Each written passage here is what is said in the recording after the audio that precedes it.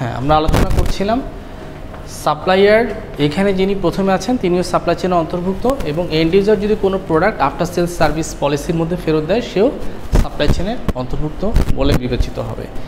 আচ্ছা, আমরা এখন সাপ্লাই চেনের কিছু বা অপারেশন ম্যানেজমেন্ট রিলেটেড কিছু ইনপুট পড়ব, একটু আপনারা দেখেন, তারপর সেটার উপর আবার আলোচনা করব।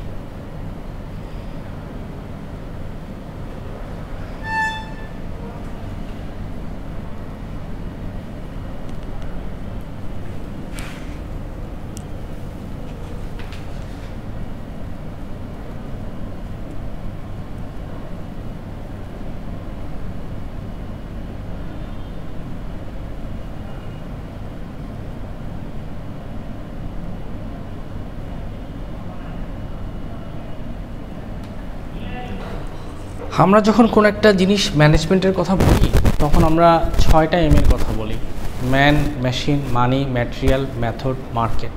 ওকে, তো যখন একটা অর্গানাইজেশন কোনো একটা সাপ্লাই চেইন প্র্যাকটিস করতে যায় তখন সেখানে input to the organisation management system অ্যাপ্রোচের মধ্যে অনেক কথা আসে। দেখেন এখানে ম্যান আসে, machine, material, management, method, money সবই আছে, কিন্তু এখানে মার্কেট নাই। খেয়াল করে দেখেছেন? কারণ আমরা ম্যানেজমেন্টের মধ্যে যেভাবে মার্কেটটা করব, অর্গানাইজেশনের ভিতরে মার্কেট প্র্যাকটিস করাটা অন্তর্ভুক্ত হয় না। অর্গানাইজেশনের মধ্যে আমি অর্গানাইজেশনের ফাংশন করব। যেমন ফাইন্যান্স একটা ডিপার্টমেন্ট অর্গানাইজেশনে থাকে, কিন্তু মার্কেট নামে কোনো ডিপার্টমেন্ট কি থাকে? থাকে না। আপনি ফাইন্যান্স একটা অর্গানাইজেশন একটা থেকে করেন, কোনো অসুবিধা নাই। অর্গানাইজেশনে কিছু মানুষ থাকে না, টপ লেভেল, মিড লেভেলে, ফার্স্ট লাইনে। হ্যাঁ, মেশিন থাকে না অর্গানাইজেশন একটা ফ্যাক্টরির ভিতরে, সেটা যদি উৎপাদনধর্মী কোনো প্রতিষ্ঠান হয়, মেশিন থাকে। তারপর সেখানে ম্যাটেরিয়াল থাকে প্রোডাকশনের জন্য, ম্যানেজমেন্ট থাকে, top level, mid level, first line. আপনারা সবসময় বলবেন first line management, lower line management বলবেন না, এটা শুনতে ভালো শোনায় না। অফিসে কাউকে পিয়ন বলবেন না, বলবেন মেসেঞ্জার, অথবা বলবেন সাপোর্টিং স্টাফ। আজকাল এদের একটা অধুনা নাম আছে, MLSS, member of lower subordinate staff. Okay, শুনতে এটা একটু শ্রুতিকটু লাগে। যদি আপনি কাউকে এখন পিয়ন রাখেন, সে কষ্ট পাবে। বলবেন যে মেসেঞ্জার বা সাপোর্টিং স্টাফ। আপনি যদি বলেন যে, আপনাকে যদি প্রশ্ন করেন যে হোয়াট ইজ ইউর ফাদার, আপনার পিতা কী করেন, আপনি বলবেন না যে গভর্নমেন্ট সার্ভেন্ট, আপনি বলবেন মাই ফাদার সার্ভস গভর্নমেন্ট, আমার পিতা গভর্নমেন্টকে সেবা দান করেন। সুতরাং এটাতে অনেক সুন্দর একটা পোলাইট টোন জেনারেট হয়। তো এখানে মার্কেট থাকবে না। ওকে, ম্যান কি? মানুষজন। MEN প্লুরাল আকারে লেখা হয়েছে। অর্গানাইজেশনে যত মানুষ থাকবে, টপ লেভেল, মিড লেভেল এবং ফার্স্ট লাইনে, সবাই হচ্ছে এই ম্যানের অন্তর্ভুক্ত। ওকে, কারণ এর বাইরে আর কোনো কিছু নাই। যেটা আছে সেটা হচ্ছে মেশিন, আর্টিফিশিয়াল ইন্টেলিজেন্স। মেশিন অনেক কাজ করে দেয় না? যখন মানুষ কাজ করে দিবে তখন সেটা হচ্ছে হিউম্যান লেবার, স্যালারি বা ওয়েজেস পাবে। আর যখন মেশিন কাজ করে দিবে তখন সেটা কি? Machine labour. তার পিছনে যে আওয়ারটা আপনি নিচ্ছেন, মেশিন আওয়ার। আর হিউম্যান যদি খেটে দেয়, সে হচ্ছে হিউম্যান আওয়ার, তাই না? আচ্ছা, তো সমস্ত মানুষ যারা টপ লেভেল, মিড লেভেল এবং ফার্স্ট লাইনে থাকে, সবাই ম্যানের অন্তর্ভুক্ত। সবাই। মেশিন বুঝতে পারলেন। ম্যাটেরিয়াল, ম্যাটেরিয়াল হচ্ছে যেটা দিয়ে আপনি প্রডিউস করবেন, যেটা দিয়ে আপনি প্রডিউস করবেন সেটা হচ্ছে আপনার জন্য ম্যাটেরিয়াল। আমরা সাধারণত ধরে নিব এটা র ম্যাটেরিয়াল। একটা অর্গানাইজেশনে 3 ধরনের আপনার ম্যাটেরিয়াল সিস্টেম থাকে। একটা হচ্ছে ওপেনিং, একটা হচ্ছে ওয়ার্ক ইন প্রসেস WIP অথবা ওয়ার্ক ইন প্রোগ্রেস WIP, আর একটা হচ্ছে ফিনিশ কোর্স। ওপেনিং ইনভেন্টরি বা ম্যাটেরিয়াল হচ্ছে উৎপাদনের জন্য র ম্যাটেরিয়ালটা নিয়ে আসলেন, প্রসেসে দিয়ে দিলেন, মেশিনে চলে গেল পাইপলাইনে, এটা হচ্ছে WIP।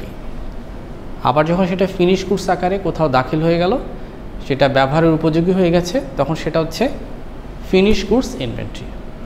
একটা প্রতিষ্ঠানের ফিনিশ কোর্স অন্য একটা প্রতিষ্ঠানের র ম্যাটেরিয়াল হতে পারে সাপ্লাই চেনে। যেমন আমি যদি গার্মেন্টস কোম্পানির মালিক হই, আমি শুধু এই কাপড় বা আদার্স জিনিস প্রসেস করছি, অ্যাক্সেসরিজের বিজনেস আমার নাই। এই যেমন বক্রমটা আমি বানাচ্ছি না, শার্টের মোটা অংশ বোতামটা আমি বানাচ্ছি না। আমি যদি প্যান্ট বানাই, চেন বা জিপারের অংশটুকু আমি বানাই না, ওটা আমি আউটসোর্স করে নিয়ে আসি। কিন্তু যে জিপার বানাচ্ছে, যে বাটন বানাচ্ছে, যে বক্রম বা ইন্টারলাইনিং বানাচ্ছে, সব কিছুই কোম্পানির জন্য ফিনিশ কোর্স, কিন্তু আমার জন্য সেটা র ম্যাটেরিয়াল মাত্র। ব্যাপারটা বুঝলেন? সুতরাং অনেক কোম্পানির ফিনিশ কোর্স অন্য একটা কোম্পানির র ম্যাটেরিয়াল হতে পারে। ফিনিশ কোর্সের সংজ্ঞা কী, মার্কেটিং কী বলে? ফিনিশ কোর্সের সংজ্ঞা হচ্ছে যেই জিনিসটা পরে সেটাকে আর ফার্দার প্রসেস করতে হয় না, সরাসরি কনজাম্পশনে যাওয়া যায়। যেমন শার্ট একবার বানিয়ে ফেললেন, এটা যদি পরার উপযোগী হয়ে যায়, এটা ফিনিশ গুডসের সংজ্ঞায় চলে আসবে, কারণ এখানে ফার্দার কোনো কিছু আর ইনপুট দেওয়ার নাই, এটা কোনো ম্যানুফ্যাকচারিং প্রসেসে আর দিতে হবে না। একটা গাড়িতে সব পার্টস সংযোজিত হয়ে গেছে, এটা এখন চালালে ভালোই চলবে, এটা হচ্ছে একটা ফিনিশ গুডস, কারণ এটা ফার্দার প্রসেসিংয়ের আর কোনো প্রয়োজন নাই। ব্যাপারটা বুঝলেন? আচ্ছা, তো এরপর হচ্ছে আপনার আরেকটা জিনিস আপনাদেরকে বলি। আপনি একটা কোম্পানি পরিদর্শনে গেলেন, একজন হাই অফিসার আপনি, ওখানে যে আপনি জানতে চাইলেন যে আমার কোম্পানিতে কী পরিমাণ ইনভেন্টরি কেনা হয়েছে, কী পরিমাণ আমি ফিনিশ গুডসে রূপান্তরিত করেছি, হিসাবগুলো আমি চাই। আমি দেখতে চাই যে কতটুকু ব্রেকডাউন, কতটুকু প্রবলেম হচ্ছে আমার ফিনিশ গুডসে, আমি পাচ্ছি না, কী পরিমাণ ম্যাটেরিয়াল গায়েব হয়ে যাচ্ছে, বা কী পরিমাণ ম্যাটেরিয়াল ওয়্যার হাউসে পাওয়া যাচ্ছে না, তাহলে এগুলো কোথায় গেল? আমি তো কিনেছি 2000 ইউনিট, এখন আমি যে পরিমাণ আউটপুট পাওয়ার কথা ওইটুকু আমি পাচ্ছি কি না। আপনি ওই ক্যালকুলেশন করতে যেয়ে আপনি ওয়ার্ক ইন প্রসেস ইনভেন্টরিকেও মাথায় রাখবেন, কারণ ওটারও একটা আঙ্কিক মূল্য আছে, ওটাও একটা ম্যাটেরিয়াল, যেটা থেকে একটা ফিনিশ গুডস হতো।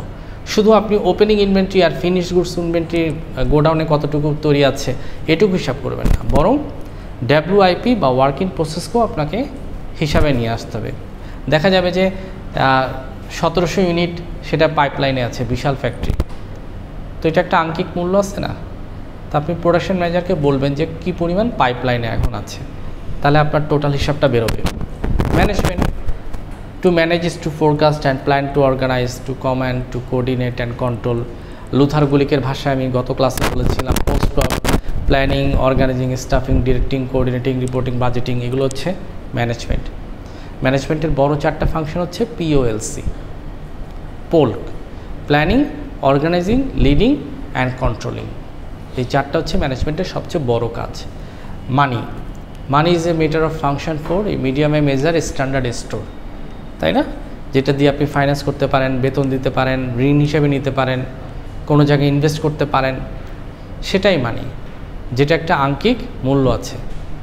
আচ্ছা, তারপর হচ্ছে মেথড। মেথডটা হচ্ছে যেই পদ্ধতিতে আপনি আপনার অর্গানাইজেশন চালাচ্ছেন, যেই পদ্ধতিতে আপনি আপনার প্রোডাকশন করছে, সেটা হচ্ছে প্রোডাকশন মেথড। কিন্তু যেই পদ্ধতিতে আপনি আপনার অর্গানাইজেশন চালাচ্ছেন সেটাও কিন্তু, অনেক অর্গানাইজেশনের বস থেকে অটোক্রেটিক নেচার, সে যা বলে তাই। অনেক জায়গায় ডেমোক্রেটিক নেচার, অনেক জায়গায় পার্টিসিপেটিভ নেচার, অনেক জায়গায় আপনার প্যাটার্নাল, পিতৃতান্ত্রিক একটা লিডারশিপ বিরাজ করে। ওয়ার্ল্ডের সবচাইতে ভালো সিস্টেম ডেমোক্রেটিক না, আধুনিক ম্যানেজার হবেন। ওয়ার্ল্ডের সবচেয়ে ভালো সিস্টেম হচ্ছে পার্টিসিপেটিভ লিডারশিপ বা ম্যানেজমেন্ট সিস্টেম, যেখানে সবার সাথে একজন ম্যানেজার বা বস কথোপকথন করেন, আলটিমেটলি পার্টিসিপেশনের ভিত্তিতে কোনো একটা সিদ্ধান্ত জেনারেট হয়। ওকে, ডেমোক্রেটিক ওয়েতে কি হয়, সবাই ভোট দেয়, যে সিলেক্টেড হয় সে তার মতো চালাতে থাকে। কিন্তু পার্টিসিপেটিভে আমার সিলেকশনের জন্য আমি বসে নাই, বরং আমি যে হেরে যাচ্ছে তারও কিছু ম্যান্ডেট নিচ্ছি, তারও কিছু মতামত নিচ্ছি। সবাইকে এখানে একটা দুয়ারে আনার সুযোগ আছে। ডেমোক্রেসিতে আপনি ভোটিং করলে 100 জনের দিকে চলে যাবে, 100 জনের দিকে চলে যাবে। 100 জনের জন্য আপনি ক্ষমতা পেয়ে গেলেন, আর 99 জন কিন্তু তার অনেক ডিসিশান সে ড্র করতে পারছে না। কিন্তু পার্টিসিপেটিভ হলে সবাইকে নিয়ে একটা ডিসিশন ড্র করা সম্ভব হয়। এগুলোই হচ্ছে ultimate system of management. Supply chain যেখানে ঘটে সেটা একটা প্রতিষ্ঠান, অপারেশন ম্যানেজমেন্ট যেখানে হয় সেটা একটা প্রতিষ্ঠান। তো এই জন্য এই প্রতিষ্ঠানের ভিতরে ম্যান, মেশিন, ম্যাটেরিয়াল, ম্যানেজমেন্ট, মানি, মেথড সব কিছুকে নিয়েই ডিল করতে হয়। আর মার্কেট সেটার মধ্যে আসে না। কেন? কারণ অর্গানাইজেশনের ভিতরে মার্কেটের অবস্থান না। মার্কেট হচ্ছে এক্সটার্নাল একটা ফোর্স। আমি যেই ফোর্সটাকে ট্যাকেল দিতে চাচ্ছি, প্রোডাক্ট সরবরাহ করতে চাচ্ছি, সেখান থেকে আমি পয়সা তুলে নিয়ে আসবো, মার্কেটে পণ্যদ্রব্য বিক্রি করব, সেই জন্য সেটা আমার অর্গানাইজেশনের বাইরে একটা কিছু। আমি যে অ্যাপ্রোচটার কথা ভাবছি সেটা অর্গানাইজেশনাল অ্যাপ্রোচ। মার্কেট অ্যাপ্রোচ হচ্ছে একটা আউটসাইড ইস্যু। ওকে, এখন আপনাকে যদি বলা হয় যে সাপ্লাই চেইন বা অপারেশন ম্যানেজমেন্টের মধ্যে দুইটা বেসিক থিম বলো, two basic theme in supply chain or operation management, দুইটা বেসিক থিম। একটা হচ্ছে ম্যাটেরিয়াল ম্যানেজমেন্ট। অর্গানাইজেশনের মধ্যে সবচেয়ে বড় সাপ্লাই চেইন ইস্যু হচ্ছে ম্যাটেরিয়াল ম্যানেজমেন্ট। ম্যাটেরিয়াল কীভাবে আমি ম্যানেজ করব, কোত্থেকে অধিগ্রহণ করব, কোত্থেকে সেটা নিয়ে আসব, কোথায় প্রসেস করব, কি পরিমাণ ম্যাটেরিয়াল মার্কেটে আমি ফিনিশ গুডস আকারে ছাড়বো, এটা একটা অনেক বড় জিনিস। সেকেন্ড হচ্ছে সাপ্লাই চেইনের ক্ষেত্রে warehouse and transport system. Warehouse and transport, warehouse সিস্টেমটা হচ্ছে আমি যেখানে আমার পণ্যদ্রব্যটা র ম্যাটেরিয়ালটা নিয়ে আসার পর রাখবো। আর একটা হচ্ছে প্রসেসিংয়ের পরে ফিনিশ গুডসে রূপান্তরিত হলে আমি যেখানে আমার র ম্যাটেরিয়ালটা রাখবো। দুই ধরনের ওয়্যার হাউস হয়, একটা হচ্ছে ইনবাউন্ড ওয়্যার হাউস, আর একটা হচ্ছে ইনবাউন্ড ট্রান্সপোর্টেশন। দুই ধরনের ট্রান্সপোর্টেশন এবং ওয়্যার হাউস হয়, একটা হচ্ছে ইনবাউন্ড ওয়্যার হাউস বা ট্রান্সপোর্টেশন, একটা হচ্ছে আউটবাউন্ড, BOUND, আউটবাউন্ড ট্রান্সপোর্টেশন। আপনাদের আয়ুর্বেদিক সার্টিফিকেট কোনো ক্লাস ছিল আব্দুল্লাহ রাফিক স্যার, হ্যাঁ স্যার শারীরিকভাবে অসুস্থ হওয়ার কারণে আজকে ক্লাসটা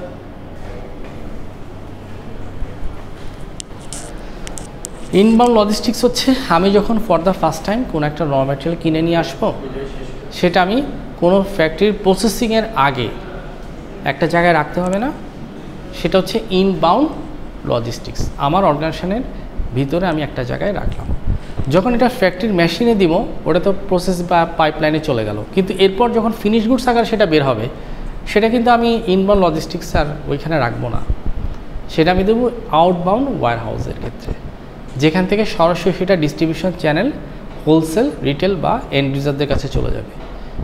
এইভাবে ইনবাউন্ড ট্রান্সপোর্টেশন হচ্ছে আমি কোনো একটা র মেটেরিয়াল যখন কিনে নিয়ে আসবো সেটা হবে ইনবাউন্ড ট্রান্সপোর্টেশন।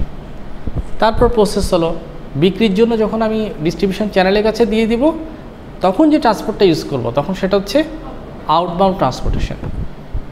ওকে, এইভাবে আপনারা সাপ্লাই চেইনের মধ্যে দেখবেন ম্যাটেরিয়াল ম্যানেজমেন্ট, ওয়্যার হাউস এবং ট্রান্সপোর্টেশন অনেক বড় একটা সিস্টেম হিসেবে কাজ করে। আরেকটা মজার বিষয় হচ্ছে আপনারা ব্রিটিশ এবং আমেরিকান বইগুলো যদি দেখেন, ওখানে দেখবেন যে অনেক জায়গায় ওরা বলে logistics and supply chain management, মানে বইটার নামই এরকম, বা ওরা বলে ম্যাটেরিয়াল অ্যান্ড লজিস্টিক্স, কিন্তু ওটার ভিতরে একটা অন্তর্নিহিত মিনিং আছে, ওটাই সাপ্লাই চেইন।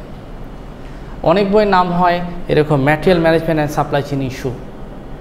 দেখবেন যে ম্যাটেরিয়াল ম্যানেজমেন্ট এত বড় একটা প্রভাব তৈরি করে রাখে যে এটা এক অর্থে সাপ্লাই চেইন। এবং আসল কথা হলো সাপ্লাই চেইনের একটা অংশ হচ্ছে ম্যাটেরিয়াল ম্যানেজমেন্ট। ম্যাটেরিয়াল ম্যানেজমেন্ট হচ্ছে একটা ওয়ে, কিন্তু এটা কমপ্লিট সাপ্লাই চেইন না, এটা শুধু ইনবাউন্ড আউটবাউন্ড প্রসেসিংয়ের জন্য একটা সেগমেন্ট। কিন্তু সাপ্লাই চেইন এমন বড় একটা ইস্যু যেখানে আপনার ডিস্ট্রিবিউশন চ্যানেলও চলে আসে, হোলসেল, রিটেল, এন্ড ইউজার, যেটা ম্যাটেরিয়াল ম্যানেজমেন্ট ওই অর্থে ফোকাস করতে পারে না। এই জন্য অনেকেই ম্যাটেরিয়াল ম্যানেজমেন্টকে সাপ্লাই চেইনের সমর্থক ধরলেও ম্যাটেরিয়াল ম্যানেজমেন্ট মূলত সাপ্লাই চেইনের একটা ছোট্ট অংশ। Okay, material management, logistics management, supply chain management, operation management, ঘুরে ফিরে এই জিনিসগুলো একই জিনিস, একই ক্যাটাগরিতে আলোচিত হয় এই থিমগুলো। তো আমি যখন নেক্সট দিন আসবো তখন আপনাদেরকে আরও কিছু টার্মিনোলজি নিয়ে ধারণা দিব আস্তে আস্তে। এখানে আমি আপনাদেরকে কিছু ছোট্ট 2-1টা অঙ্ক দিব, আপনারা পারবেন না? অঙ্ক যদি দেই করতে পারবেন?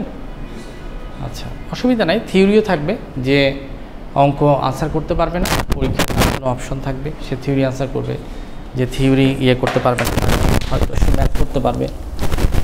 নাথিং ইজ ম্যান্ডেটরি, ভয়ের কিছু নাই, আমাদের বোঝানোর জন্য যতটুকু ম্যাথ ব্যবহার করতে হবে ততটুকুই।